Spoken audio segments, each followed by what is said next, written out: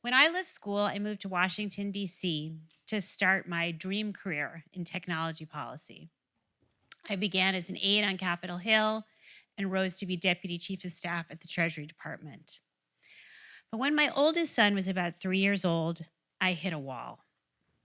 It was that classic dilemma. I felt like a terrible employee and an even worse mother. I made a decision that shocked my colleagues and me. I quit. Leaving my career, being without a job, was devastating.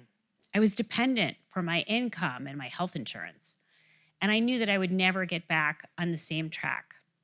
But like a good policy wonk, I started speaking to experts, and what I found out is that our system of creating inflexible jobs and attaching benefits to these so-called good jobs was an accident of history. It started after World War II, when we were encouraging men to work in factories and women to stay home. I began writing about what I called the mommy tax, which hurts all workers, but especially poor and single mothers. It was scary to share my own struggle, but soon I was being asked to testify on Capitol Hill to Congress and appear on TV. I was growing from being an anonymous government official to a public figure, minor public figure, but still a public figure, and having my own voice.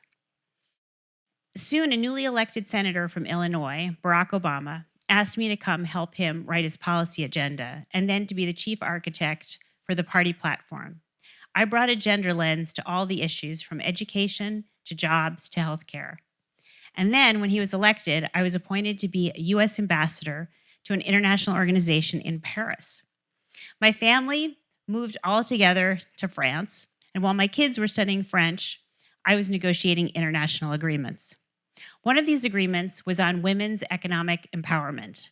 There was only a handful of women ambassadors, so I had to rely on my best ally, a tall, blonde guy from Iceland named Thor.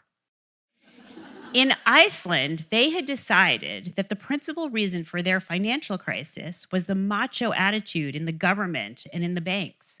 And Thor was deeply convinced that giving women more opportunities for leadership would be good for everybody. The agreement passed unanimously. When I returned, I went back to working on technology policy. And when generative AI arose, I was invited back into the government to serve as acting White House Chief Technology Officer.